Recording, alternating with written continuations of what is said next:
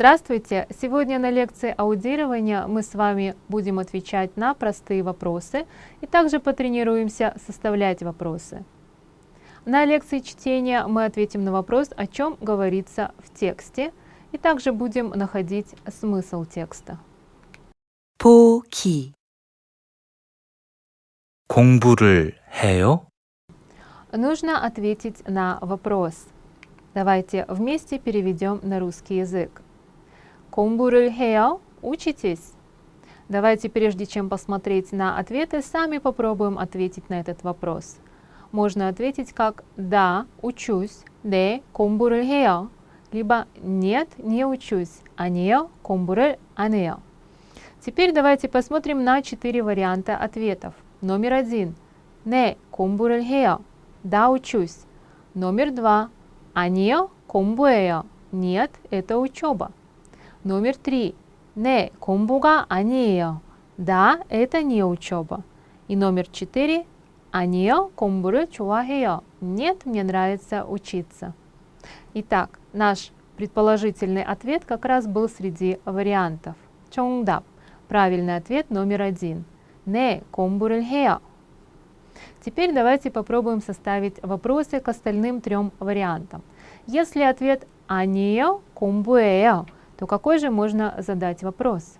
Можно задать вопрос, например, это книга. Это будет звучать как 책이에요? 아니요, 공부해요. Нет, это учеба. Давайте посмотрим на вариант 3.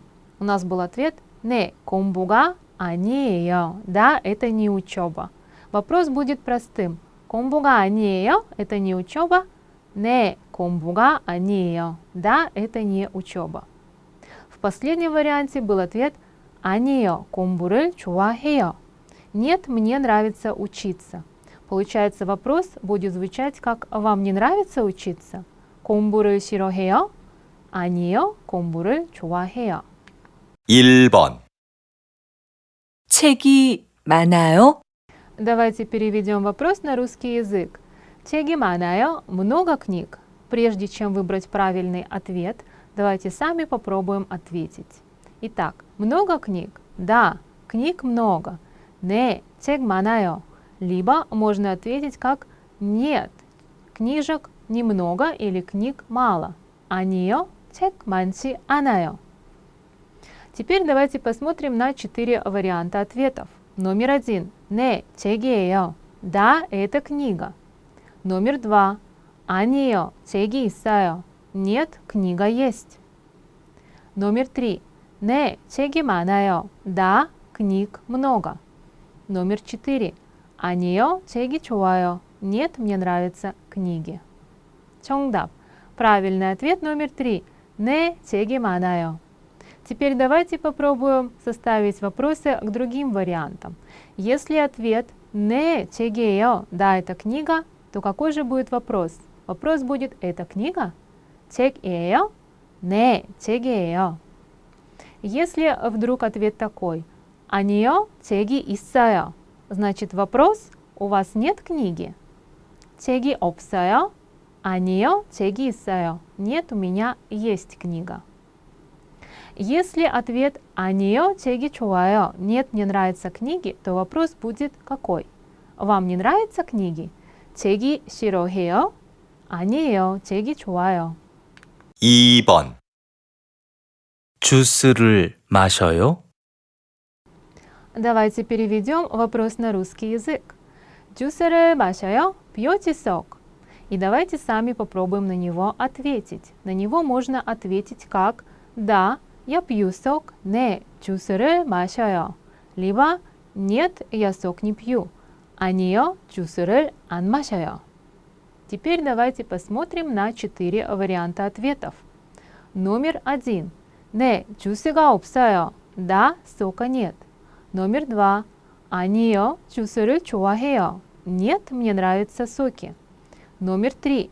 네, 주스가 아니에요. Да, это не сок. Номер 4.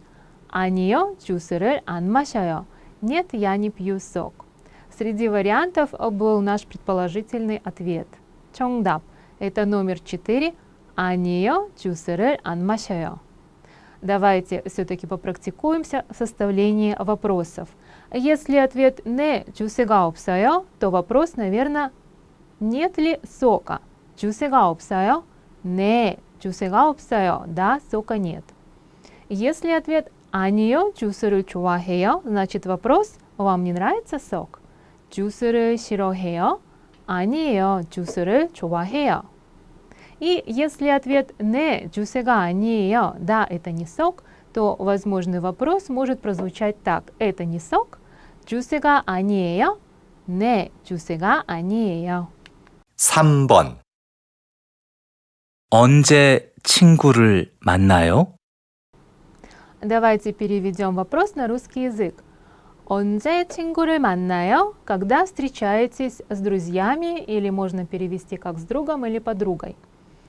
На этот вопрос можно ответить как? Мы назовем дату, либо мы можем назвать день недели, либо месяц, и закончить предложение 만나요, встречаюсь. Теперь давайте посмотрим на 4 варианта ответов. Номер 1. 내일 만나요. Завтра встречаемся. Номер 2. 교실에서 만나요. Встречаемся в классе. Номер 3. 학생을 만나요. Встречаюсь с учеником или ученицей. Номер 4. 동생하고 만나요. Встречаюсь с младшим братом, либо можно перевести как с младшей сестрой. Итак, нас спросили 언제 친구를 만나요, когда вы встречаетесь с другом. И нужно ответить день или неделя или месяц, дата. Наш правильный ответ номер 1. 내일 만나요. Теперь давайте попробуем составить вопросы к остальным вариантам. Итак, 교실에서 만나요. Встречаемся в классе. Соответственно, вопрос должен прозвучать где? В классе. По-корейски 어디서 만나요? 교실에서 만나요. Где встречаемся? Встречаемся в классе. 학생을 만나요. Значит, вопрос будет кого или с кем? С кем вы встречаетесь? 누구를 만나요? 학생을 만나요. И 동생하고 만나요. Итак, встречаюсь с младшей сестрой или братом. То есть с кем вы встречаетесь? 누구하고 만나요? 동생하고 만나요. 4번. 집에 어떻게 가요? Давайте переведем вопрос на русский язык. Тебе 어떻게 가요? Вы на чем поедете домой? Соответственно, ответ может быть, что человек может поехать либо на такси, либо на автобусе, на метро, например, 택시로 가요, либо 버스로 가요 и так далее. Теперь давайте посмотрим на варианты ответов. Номер 1. 지금 가요. Сейчас поеду. Номер 2. 학교에 가요. Поеду в школу или пойду в школу. Номер 3. 버스로 가요. Поеду на автобусе. Номер 4. 선생님이 가요. Учитель или учительница уезжает либо уходит. Итак, правильный ответ 정답 номер 3. 버스로 가요. Поеду на автобусе. 집에 어떻게 가요? 버스로 가요. Теперь давайте попробуем составить вопросы к остальным ответам. 지금 가요. Сейчас пойду. Значит, вопрос будет когда? Когда вы пойдете или когда вы поедете? 언제? Когда? 언제 가요? 지금 가요. Когда вы пойдете или поедете? Я сейчас поеду. Или пойду. 학교에 가요. Вопрос значит куда? Куда вы идете? 어디에 가요? Куда вы идете? 학교에 가요. Я иду в школу. 선생님이 가요. Значит, вопрос кто? Кто уходит? 누가 가요? 선생님이 가요. В этом задании нам нужно ответить на вопрос, о чем говорится в тексте. Для этого давайте сначала переведем текст на русский язык. 아버지는 의사입니다. Мой папа доктор. 어머니는 은행원입니다. Моя мама работает в банке. Или моя мама банковский работник. Даны 4 варианта ответов. Номер 1. 주말, выходные. Номер 2. 부모, родители. Номер 3. 병원, больница. Номер 4. 오빠, старший брат. Итак, У нас ключевые слова в этом тексте будут абуджи, омони. Что же объединяет или в какое слово или категорию мы можем объединить абуджи, омони? 정답. Это номер 2. 부모, родители. Давайте переведем на русский язык. 비빔밥이 맛있습니다. 비빔밥 вкусный. 불고기도 맛있습니다. 불고기 тоже вкусное блюдо. Итак, ключевые слова в этих предложениях будут bibimbap и bulgogi. Давайте теперь посмотрим на варианты ответов. Номер 1. Нара – страна. Номер 2. 요일 – день недели. Номер 3. 시간 – время. Номер 4. 음식 – еда. Такие слова, как bibimbap и bulgogi, можно объединить в одну категорию – еда. 정답 – правильный ответ номер 4 – 음식. Но давайте посмотрим, если мы говорим о стране, то значит в тексте могут попасться такие слова, как названия стран. Допустим, Россия, Хангук, Корея, Йонгук, Англия и так далее. Если категория 요일 – дни недели или день недели, то значит в тексте могут быть такие слова: 월요일 – понедельник, 화요일 – вторник, 수요일 – среда и так далее. Категория время. Если категория время, то в тексте могут встретиться такие слова: 3시 в 3 часа, 3시 30분 в 3 часа 30 минут. То есть в тексте должны встретиться такие слова, которые показывают нам на какое-то определенное время. Давайте переведем на русский язык. 민수 씨는 학생을 가르칩니다. 민수 учит учеников. 영어 선생님입니다. Он учитель английского языка. То есть 민수 учит учеников, и наше ключевое слово будет он учитель английского языка. 영어 선생님.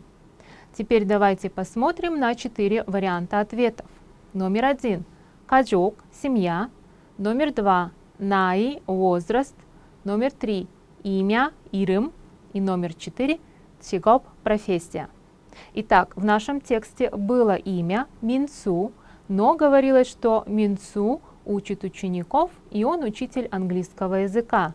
То есть в тексте говорится о профессии Минсу. 정답. Значит, правильный ответ номер 4. 직업. Давайте посмотрим на другие категории. Если говорится о семье, то в тексте могут нам встретиться такие слова, как 엄마, 아빠, 동생. Если в тексте говорится о возрасте, то мы можем услышать слова, которые именно обозначают определенный возраст. Например, такие как 20살 или 40대.